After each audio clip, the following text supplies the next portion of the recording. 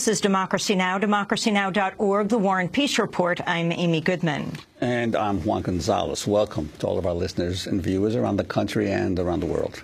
Well, Juan, your piece yesterday and today in the New York Daily News, key to finally getting it done, respect.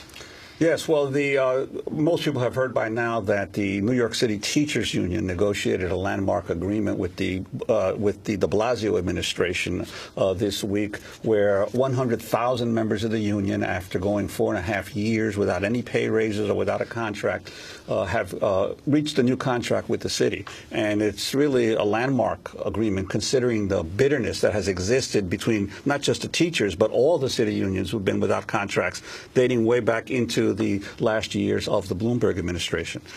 So it's going to be a huge change. I think as the respect issue, which I raised in my column, I think was the key to it, that that not only the teachers but all the other unions in the city for the first time now have a mayor who's actually respecting the collective bargaining process, treating them as equals, sitting down to try to negotiate how best to deal with the education system and with the wages of the workers in the city.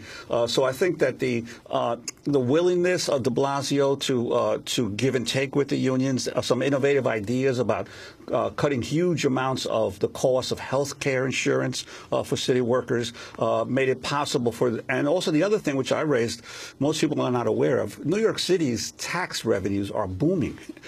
Just in the first 4 months of this year, the city was running $700 million over projections on its taxes, largely because of the great year that Wall Street had last year and all the big bonuses that came due this year. So suddenly the city is finding itself flush with unexpected money. So not only was Bloomberg willing to negotiate with the unions, he now has, with de Blasio willing to negotiate with the unions, he now has money that he didn't have previously. And so they were able to work out 18% increases for the teachers over 9 years. Now, half of that has already passed, so it's really only it's retroactive, and then another 4.5 years in a future contract, and a whole host of other reforms over teacher evaluations, and over how you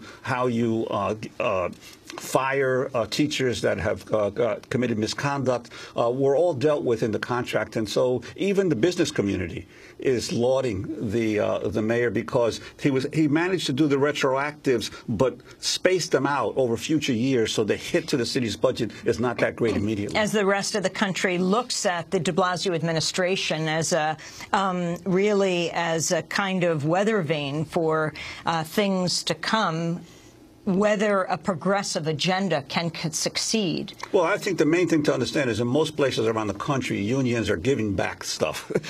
They're not getting increases, and they're forced to pay higher co-pays for their health insurance. This has not happened in this situation. So it is possible to do it when you use creativity and when labor and management cooperate in a respectful tone. Well, we're going to turn right now to the immigrants' rights protest.